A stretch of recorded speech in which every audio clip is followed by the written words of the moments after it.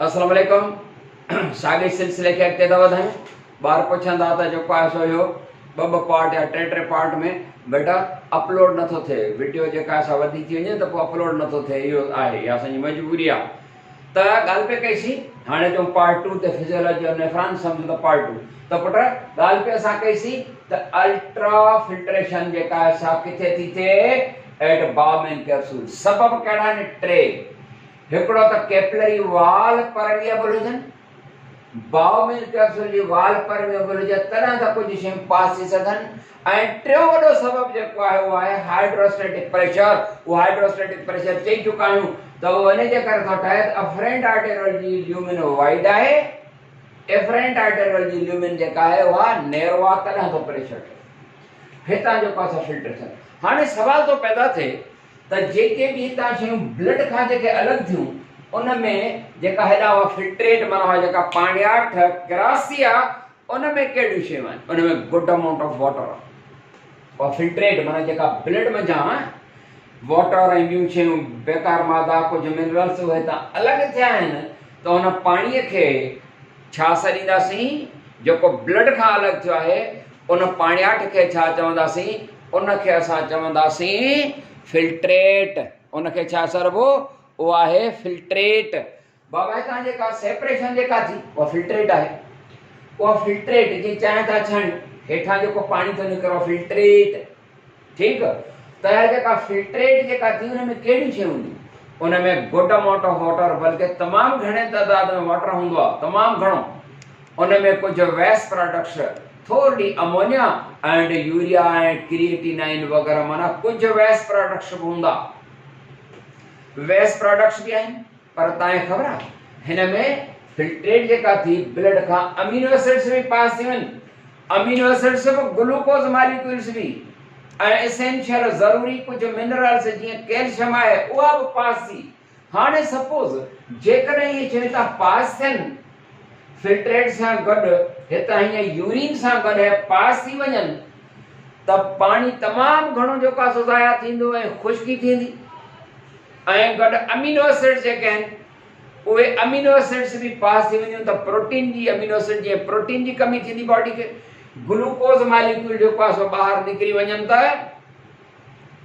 Sugar या carbohydrate जी कमी थींदी। जीअं शुगर जो पेशेंट या डायबिटिक पेशेंट में ईअं थींदो आहे, जो ग्लूकोज जेको आहे शुगर पास थींदी आहे पेशाब सां, त हाणे उहो ग्लूकोज मॉलिक्यूल्स में फिल्ट्रेट में आहिनि, वेस्ट प्रोडक्ट्स वग़ैरह में आहिनि, पर ये वेस्ट प्रोडक्ट सां गॾोगॾु amino acids, glucose, calcium, important minerals इहे बि मौजूद आहिनि। हिननि जी थींदी रीएब्जॉर्प्शन। हुननि जी छा थींदी?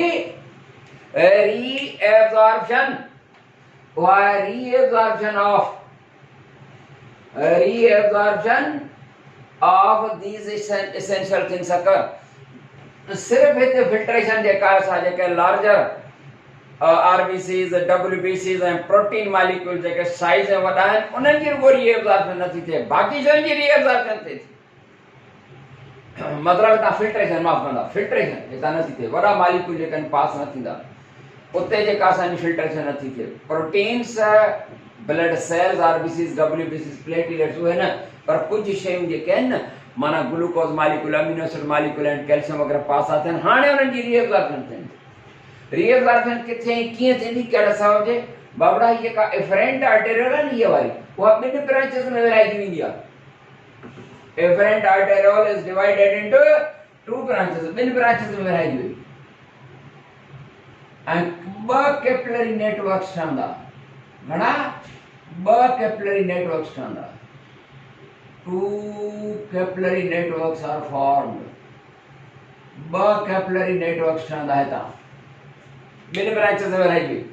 हिकिड़ो कैपिलरी नेटवर्क जेको आहे हितां हीअं, हिन पीसीटी प्रॉक्सिमल कन्वोल्यूटेड ट्यूब जे मथां जेको आहे ऐं डीसीटी डिस्टल कन्वोल्यूटेड ट्यूब, हिकिड़ी ब्रांच वञी करे हिननि ॿिन्ही जे मथां पीसीटी ऐं डीसीटी, मां शॉर्ट में थो चवां PCT proximal convoluted tube, DCT distal convoluted tube, हिननि जे मथां जेको आहे सो कैपिलरीज़ जो जार ठहंदो। कैपिलरीज़ माना तमामु सन्हियूं जेके रत जूं नालियूं आहिनि। कैपिलरीज़ जो जार हिकिड़ो हिते ठहियो। ॿियो वरी कैपिलरीज़ जो जार जेको आहे न, हिन लूप ऑफ हिन जे पैरेलल ठहंदो। ऐं जेको नेटवर्क ठहंदो पीसीटी ऐं डीसीटी जे मथां उन कैपिलरी नेटवर्क खे ख़बर अथव नालो छा ॾिबो आहे? उनखे चइबो आहे पेरी ट्यूबुलर कैपिलरी नेटवर्क। हिते लिखां भला, बल्कि हिनखे साफ़ कयां। Peritubular capillary network, peritubular हिकिड़ो कैपिलरी नेटवर्क ॿ ठहंदा, peritubular capillary network chart में था लिखो। ऐं ॿियो हूंदो आहे कैपिलरी नेटवर्क, उहो हूंदो आहे वेसा रेक्टा। ही वेसा रेक्टा जेको कैपिलरी नेटवर्क आहे उहो किथे आहे? In loop of anal J parallel आहे। जॾहिं त पेरी ट्यूबुलर कैपिलरी नेटवर्क हिन जे पेरी माना राउंड ही कैपिलरी नेटवर्क पीसीटी ऐं डीसीटी जे मथां जेको आहे कैपिलरी नेटवर्क आहे। पर ॻाल्हियूं सम्झ अचनि पयूं? अचनि पयूं। हाणे जॾहिं हिते कैपिलरी नेटवर्क हितां हिन जे मथां हूंदो, नथा ठाहियूं त वरी सम्झ में न ईंदो तव्हांखे।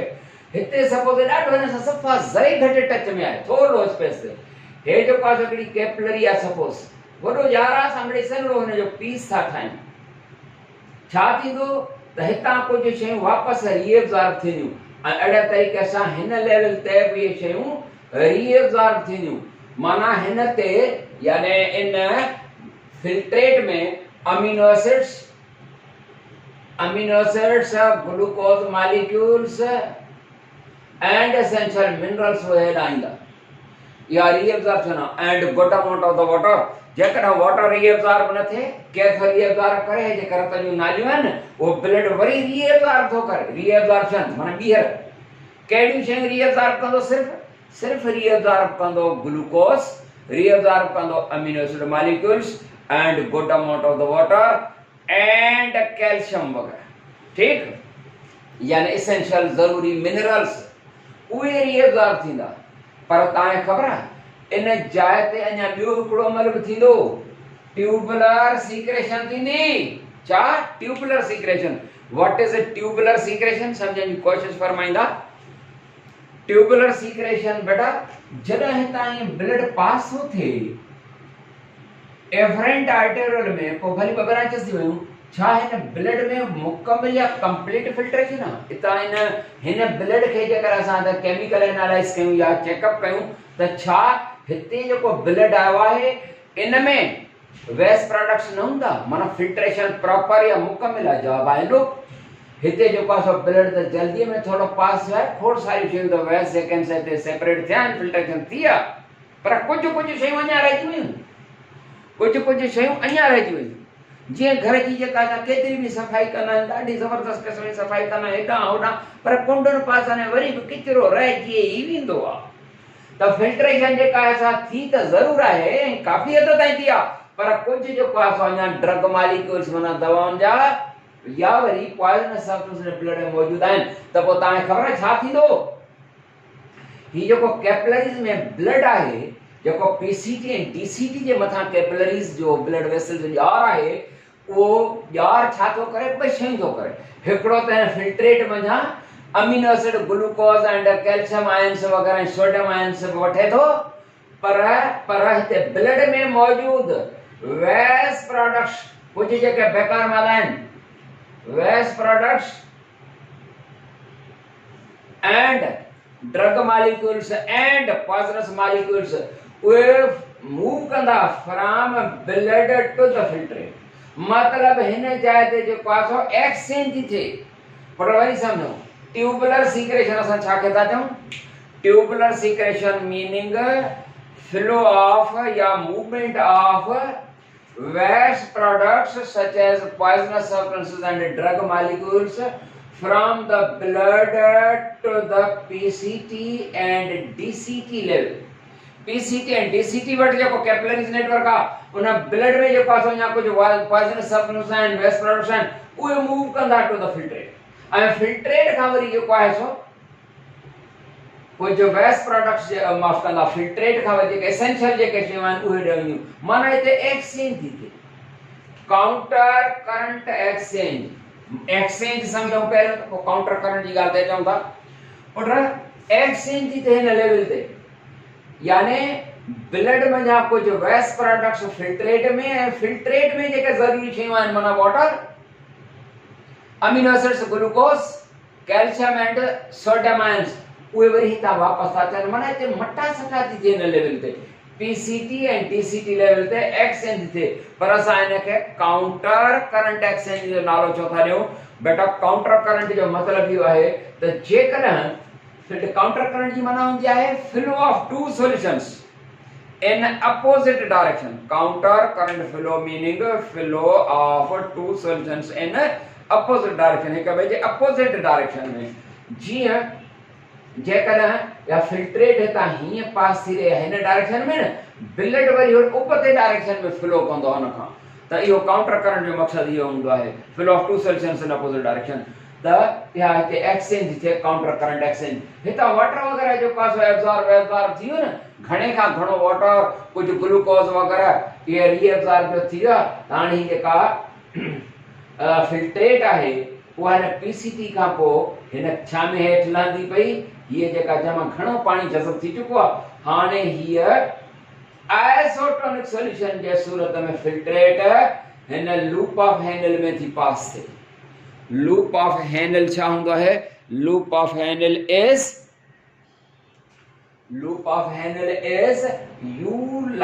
U shaped part of the nephron।